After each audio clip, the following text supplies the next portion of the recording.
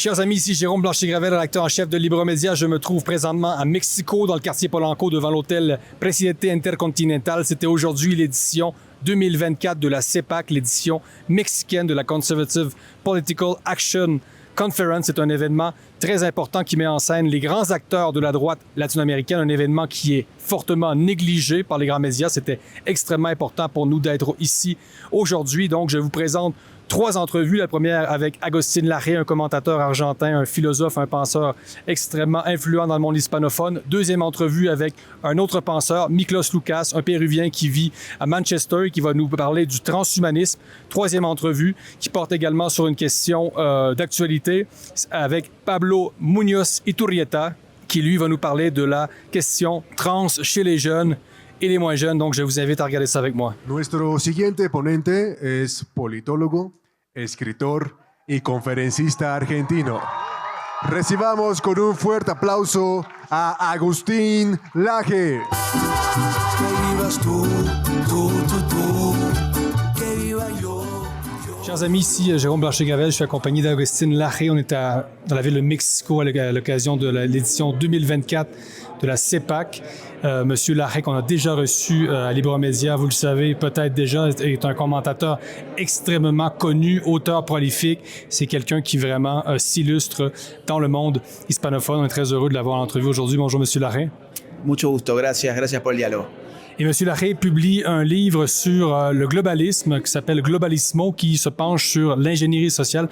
Primera pregunta, ¿puedes definir como lo que es ingeniería social? Bueno, la ingeniería social es una forma de concebir la política y la sociedad según la cual el político lo que tiene que hacer es crear a la sociedad. Así como en la ingeniería el ingeniero crea una máquina desde la nada, con su inteligencia, con su razón, el político, ingeniero social, ve a las personas, ve a las culturas, a las naciones, a la historia, como una materia prima que funciona como la plastilina, como la masa. Entonces, el ingeniero social es el que le va dando forma a la sociedad de la manera que su razón individual y abstracta le sugiere que debe ser. El paradigma opuesto es el de la libertad individual. La libertad individual concibe que la política tiene simplemente que poner reglas de juego para que la sociedad se desarrolle espontáneamente. Podemos esto incluso graficarlo con una metáfora. La metáfora que diferencia al jardinero del guardabosques. El guardabosques es una persona que está cuidando a los animales y los animales son libres en el bosque y cada animal desarrolla su vida como le place en el bosque. El jardinero es el que va cortando la planta de tal manera que la planta tome la forma que está en la mente del jardinero. Entonces, la ingeniería social la podemos entender como una afrenta contra la libertad individual, contra la libertad de las personas. Y concretamente, ¿cuáles las últimas experiencias de ingeniería social, como la pandemia, por ejemplo, el confinamiento? Sí, sin lugar a dudas. Hay muchas experiencias de ingeniería social y todas las experiencias últimas de ingeniería social vienen de parte del poder globalista. El poder globalista es el poder que está afincado en organizaciones internacionales, ya no en estados-nación, ni siquiera estamos hablando aquí de políticos nacionales, de políticos los que votamos en las elecciones, sino de gente cuyo nombre ni siquiera conocemos, pero que toma decisiones respecto de las naciones de todo el globo, que al mismo tiempo o casi al mismo tiempo se tienen que operar en todo el mundo porque esa gente lo está diciendo.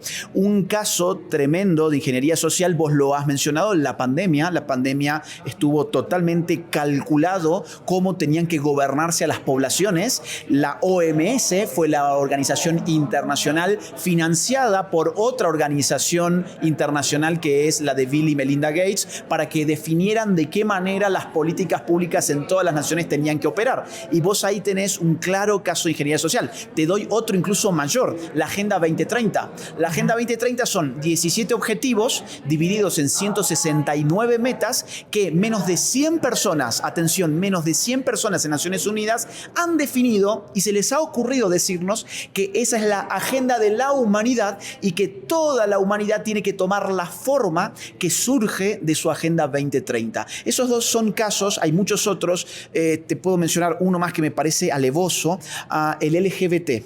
No es cierto que la multiplicación actual del LGBT sea simplemente por espontaneidad, es que esto está siendo culturalmente determinado y ya hay muchos académicos científicos que están advirtiendo el contagio social que se está produciendo, por ejemplo, con transgenerismos. Entonces, cuando uno ve la última encuesta de Gallup en Estados Unidos, va a ver que la generación Z se declara un 22,9% LGBT, allí donde generaciones antes apenas si llegaba al 5%. O sea, los más chicos, los más jovencitos, tienen casi un 23% de LGBT en su nueva generación, mientras, por ejemplo, mi generación a duras penas llegaba entre un 6 y un 8%. Eso lo están fabricando.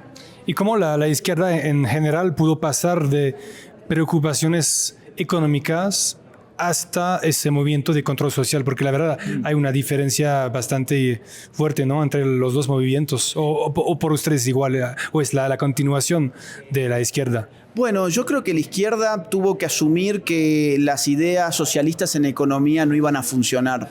Tuvo que asumir que la Unión Soviética se cayó no por una revolución política, sino por un desastre económico. Tuvo que asumir que China dejó las ideas de Mao Zedong detrás y en su lugar las reemplazó por las ideas neoliberales. Tuvo que asumir, por ejemplo, que la isla de Cuba, con la familia Castro a la cabeza, jamás tuvo ningún tipo de éxito económico. Tuvo que asumir el desastre de Venezuela, tuvo que asumir que Corea del Sur es económicamente muy superior a Corea del Norte, etcétera, etcétera. Por lo tanto, seguir insistiendo con izquierdismos económicos ya no era demasiado atractivo en el siglo XXI. En su reemplazo llegaron todas las causas del wokismo, toda esta izquierda cultural que continúa tratando de acceder al poder con el viejo método de dividir y reinar. Allí donde antes buscaban dividir la mano de obra del capital para reinar sobre la mano de obra y sobre el capital, pues lo que ahora hacen es, por ejemplo, dividir a los sexos, dividir a las generaciones, dividir a las etnias, a las razas, a las naciones. Fíjate, a ver, el caso de los Estados Unidos actualmente. Cuando vos ves lo que está pasando en Estados Unidos en términos de raza, vas a ver que el racismo afroamericano impulsado por el wokismo y la teoría crítica de la raza a la cabeza ha tenido un impacto político fenomenal. Es decir, es abrumadora la mayoría de afroamericanos que van a votar por el Partido Demócrata sin saber ni siquiera lo que están votando, solo porque les han dicho que eso era consecuente con su color de piel. Pero este movimiento viene del poder, viene de intereses económicos muy altos. Entonces, en este caso, ¿se puede hablar realmente de izquierda? Si al fin es una ideología del capitalismo, de una cierta manera, podemos hablar de un capitalismo woke, ¿no? Sí. Sí, de hecho esta izquierda está siendo muy financiada por grandes corporaciones, desde el Big Pharma hasta las Big Tech, pasando por el Big Finance, o sea, por ejemplo, la fundación de George Soros, la fundación Rockefeller, la fundación Ford, la fundación de Bill y Melinda Gates, Arcus Foundation. Son muchas las fundaciones que están poniendo mucho dinero acá. Pero ¿por qué ponen dinero ahí? Ponen dinero ahí porque no está en juego el sistema capitalista. Entonces, estos magnates tienen a su disposición una fuerza de izquierdas que ahora responde a sus propios intereses. Y ellos no tienen problema en que esta izquierda divida a los sexos, divida a las familias, divida a las razas, divida a las naciones. Estos quieren simplemente que no les toquen el sistema económico. Más aún, se pueden incluso aprovechar de la izquierda cultural para ir generando barreras de mercado. Por ejemplo, toda la legislación de paridad de género en la empresa privada, para una multinacional es bastante simple adecuar su normativa y su planta a esas exigencias. Ahora, para una empresa chica, que te digan de un día para otro tenés que modificar tu junta directiva porque la mitad tienen que tener vagina y la mitad tiene que tener pene, pues la realidad es que no todas las empresas chicas y medianas que quieren competir en el mercado pueden generar esos cambios tan abruptos. Entonces, o por ejemplo, las medidas medioambientales. Es mucho más simple pedirle a grandes corporaciones que adecúen su emisión de CO2 a pedirle a empresas del tercer mundo que están luchando para darle de comer a su propia gente. Entonces, al final de cuentas, toda esa izquierda cultural, es cierto, también es funcional a una corporación oligárquica de metacapitalistas. Ajá, y terminando, ¿cómo ese tipo de ideología se puede implementar en América Latina, donde hay problemas tan concretos económicos? Por ejemplo, el movimiento LGBT que quiere baños neutral gender, pero los niños aquí en México tienen que llevar su propio papel de baño para ir a la escuela. Entonces, ¿cómo ese movimiento puede implementarse en ese caso de desconexión completamente loca. Mira, son movimientos políticos que solamente tienen éxito en las clases altas. Esto es muy interesante. Hubo una época en la que se suponía que las clases altas eran de derechas y las clases bajas eran de izquierdas. Ahora yo te diría es cada vez más diferente la ecuación. ¿Quién vota a Trump? ¿La clase baja de Estados Unidos o la clase alta? Y en realidad las clases altas votan actualmente por izquierda. Son los que votaron a Boric en Chile, son los que votaron kirchnerismo en Argentina, son los que votaron a Petro en el caso colombiano, etc. Entonces, son esas ideologías woke, son de chicos que han tenido todos siempre muy asegurado una vida muy sencilla y que creen que los grandes asuntos políticos de la gente, los grandes problemas sociales de la gente tienen que ver con si se dicen bien los pronombres de género o si hay un baño para gente que tiene la ilusión de pertenecer a otro sexo. Entonces, estos movimientos woke no han tenido en América Latina impacto político electoral. Nadie está votando realmente, salvo clases altas que son chicas, que son cuantitativamente pocas, pero digo, yo creo que la agenda woke ha venido de gobiernos una vez que han llegado al poder, pero no han llegado gobiernos al poder por querer poner baños neutros o por prometer hablar lenguaje inclusivo. Entonces, en América Latina se quedan más izquierdas populistas como la de AMLO, pues el presidente López Obrador era de izquierda populista, ¿no? Sí, pero cuando llegan... No como Justin Trudeau. Exacto. Tiene nada que ver con Justin Trudeau, AMLO. Claro, pero cuando llegan al poder, estos izquierdistas de vieja cepa, en realidad llegan al poder y implementan también agenda woke. Entonces, vos mirá, por ejemplo, en estos 6 años de López Obrador han transformado culturalmente a México. El día de ayer, por ejemplo... Descolonización. Claro, sí, han hecho un daño tremendo. Ayer, por ejemplo, se declaró inconstitucional en Nuevo León una ley que pedía que las escuelas educaran en el respeto a la vida desde la concepción. Y ayer ya la Corte Suprema de Nuevo León dijo, no, esto no puede ser, los colegios no tienen que educar con respeto a la vida. Entonces, claro, una persona como López Obrador no ha llegado con el pañuelo verde y con las banderitas LGBT, pero una vez que ha estado ahí, las ha izado, las ha metido a la fuerza. Agustín Laje, muchas gracias. No, muchas gracias a vos, muy amable. Ahora recibamos a uno de los más importantes promotores y difusores del pensamiento conservador de Hispanoamérica. Él es Lucas Miklos Lukács.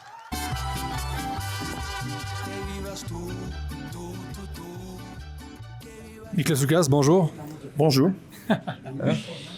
¿Cuál es la principal amenaza a nuestras libertades fundamentales en estos tiempos? Yo creo que es algo que pasa desapercibido, que no se entiende porque es muy complejo, ¿no? Agustín Laje, mi amigo Agustín, habla correctamente de la batalla cultural, pero yo creo que lo subyacente es una guerra antropológica. Es esta idea de redefinir y reconfigurar al ser humano desde lo ideológico inicialmente y después utilizando tecnologías a través de cirugías o de implantes de chips.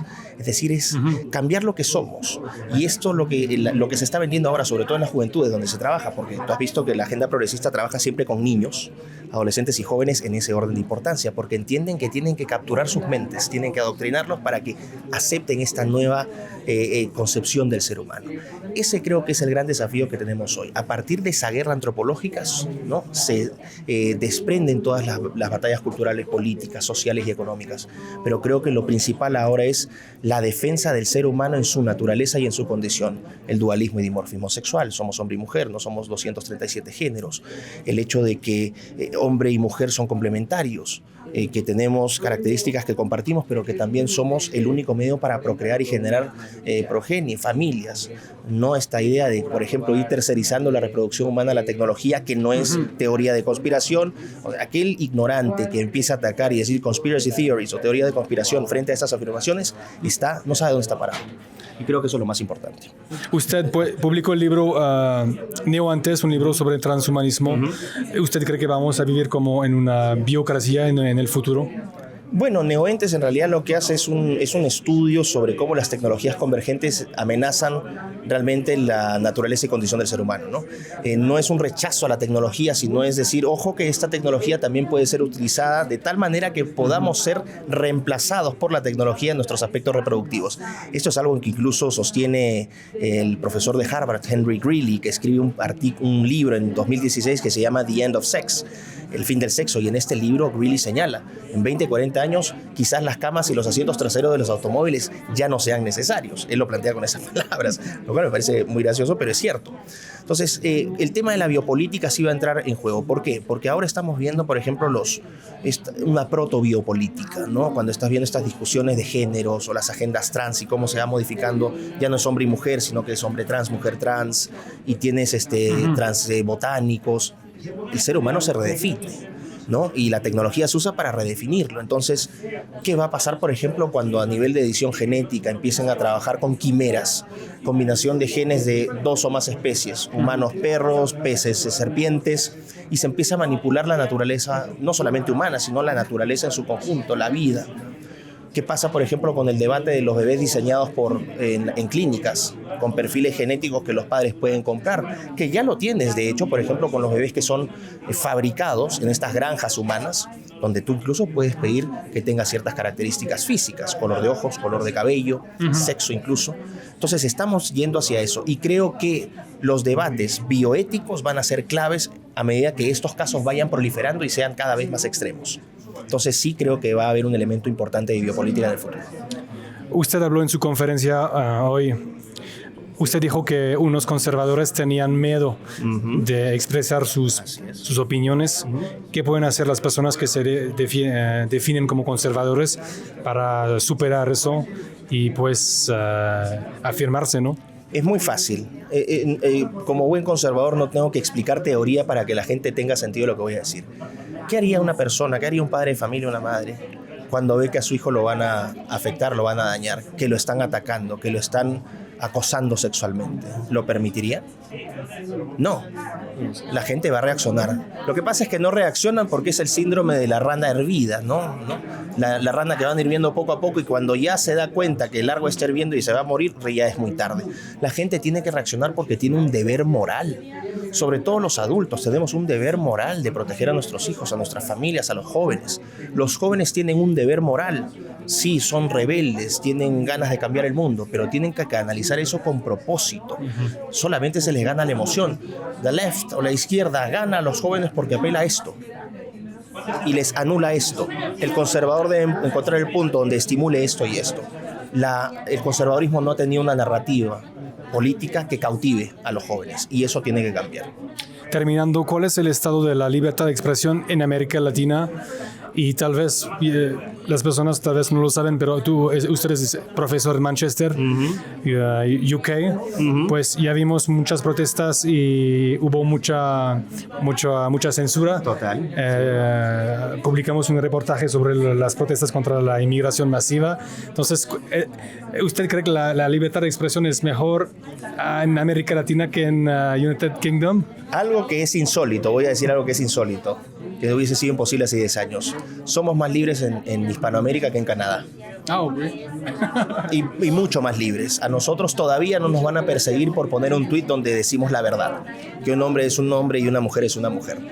O cuando decimos la verdad de que nuestros países son cristianos, no son musulmanes, y tenemos el derecho de proteger, ¿no?, nuestras tradiciones y nuestras costumbres. En Canadá, en el Reino Unido, te vas preso por eso. Así que sí, viva la libertad, viva la sociedad libre. Viven ustedes en tiranías tecnocráticas en estos momentos, y nosotros no queremos eso en nuestros países.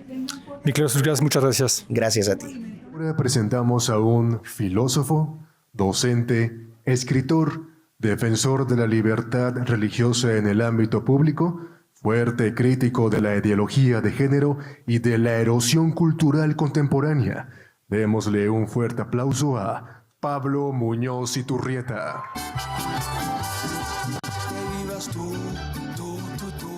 Pablo Muñoz Iturrieta, Bonjour.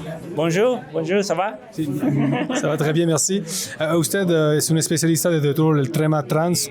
En su presentación hoy al CEPAC hizo una comparación bien fuerte, como dijo, entre el nazismo y pues todas las políticas de transgenerismo, especialmente por los niños. ¿Nos pueden explicar lo que quiere decir en eso por nuestro público? Bueno, mira, hay muchas similitudes porque el primer gobierno que instaló todo un programa social basado en la salud de su pueblo fue el nazismo. Y hoy está ocurriendo una cosa muy similar, con la diferencia de que se hace en nombre de los derechos humanos. Un gobierno o plataformas políticas que dicen defender ese derecho a la autopercepción de una persona. Si bien cuando estamos hablando de autopercepciones que son fruto muchas veces de problemas psicopatológicos, de problemas psicológicos que deberíamos solucionar, pero en nombre de la libertad y de satisfacer esos deseos estamos permitiendo que a niños se los castre químicamente, que a menores de edad se les amputen órganos totalmente sanos, que se introduzcan toda una serie de problemas que son irreversibles. Se crea un daño irreversible para esa vida, todo en nombre de los derechos humanos.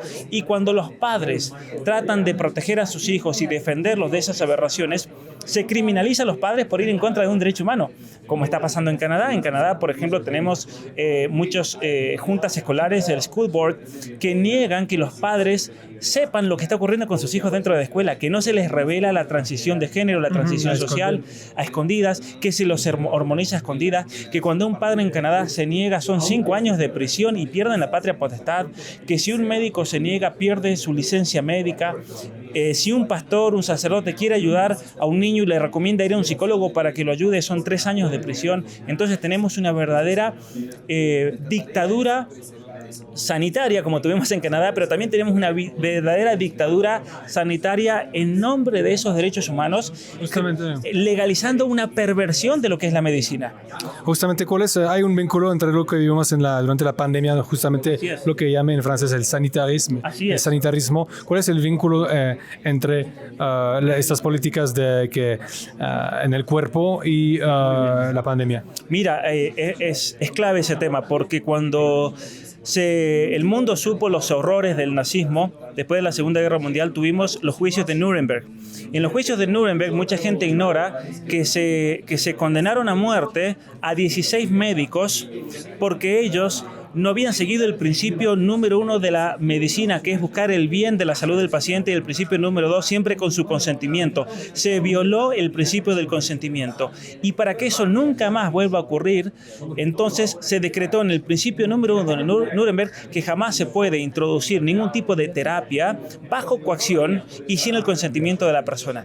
Y lo que vimos con el COVID en Canadá, en muchos estados, en los Estados Unidos, en Europa, en tantos países, fue que se forzó a la persona y se la puso en una situación de que si no se vacunaba, si no recibía esa terapia, no había consentimiento. Entonces violamos el principio número 1 de Nuremberg, que se había hecho para que lo del nazismo no volviese a correr. Entonces hay una analogía entre el programa social del nazismo y lo que ocurrió en el COVID. Totalmente. Volvimos a ver el mismo problema de fondo. Entonces, hablamos del poder de los médicos. Vivimos en un mundo a donde son los médicos que gobiernan de una cierta manera.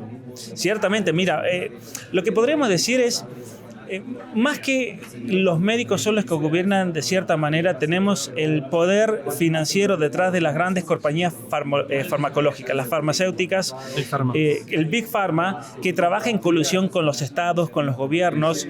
De fondo tenemos a los grandes fondos de inversión que trabajan por un lado con los estados, pero por otro lado trabajan con estas grandes compañías farmacéuticas. Tenemos a personas como Bill Gates, por ejemplo, que tiene grandes conflictos de interés, que mientras él dona dinero a la OMS, la OMS luego termina comprando las vacunas que él mismo produce de sus propias inversiones con sus propias compañías. Entonces aquí tenemos un conflicto de interés enorme, donde el propósito número 1 no es buscar la salud y el bienestar de la población, sino que es incrementar las ganancias, el profit, como se llama.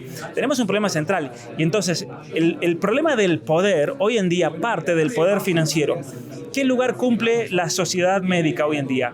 Que la sociedad médica, por medio de un mecanismo de castigos y un mecanismo de recompensas, termina... Crédito social. Claro, termina o aceptando eso o termina yendo en contra de eso, pero con el precio de que van a tener que pagar, que es la expulsión de sus sociedades médicas, el ostracismo, la crítica de los medios, la expulsión de las universidades. Aquí mismo por ahí... Lo vimos con Jordan Peterson. Lo vimos con Jordan Peterson, pero lo vimos también con uno de los conferencistas que anda por ahí, que es el doctor Maloney.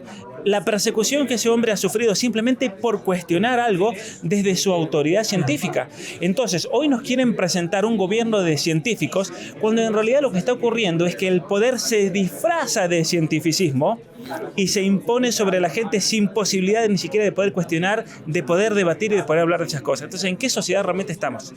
Usted vive en Canadá, pero pues tiene un buen conocimiento obviamente de la América Latina porque usted es mexicano. Argentino. Argentino, ok, Sí. Lo siento. Como Agustín Laje que entrevistamos. Por usted, ¿cómo percibe el Canadá? ¿Como un laboratorio justamente de esta ideología sanitarista? Mira, muchas gracias por esa pregunta. Yo me fui a vivir a Canadá para hacer un doctorado en filosofía política, porque en un momento yo me di cuenta de que Canadá es un laboratorio de ingeniería social donde se están comenzando a implementar todas las políticas que vienen de las Naciones Unidas, que viene del Foro Económico Mundial. El gobierno de Trudeau está totalmente contaminado. Lo ha dicho el mismo Klaus Schwab, que han infiltrado el gobierno de Trudeau. Tenemos a personas, por ejemplo, como la misma Chrystia Freeland y toda una serie de personajes cuyas políticas públicas van totalmente en línea de este nuevo poder globalista que busca imponerse. Canadá es un lugar de ingeniería social y lo que ocurre en Canadá luego se busca replicar en todos los países de América Latina. Por ejemplo, si nosotros vemos todos los movimientos feministas, el movimiento LGBT, la ideología de género en Latinoamérica, cuando comenzamos a ver quién está detrás de eso, nos encontramos con la Embajada de Canadá, nos encontramos con la oficina de básicamente lo que vendría a ser Relaciones Exteriores de Canadá, que es una política feminista. Si tú vas a Foreign Affairs Canada, a la oficina de relaciones de política exterior, es política feminista, donde tiene como objetivo implementar el aborto y la ideología de género en nuestros países. Colonialismo ideológico total. Es lo que iba a decir. Pablo Muñoz Iturrieta, muchas gracias por su comentario. No, muchas gracias a ti también. Un gusto enorme estar aquí. Muchas gracias. Dios los bendiga, familia. Dios los bendiga. Dios bendiga México.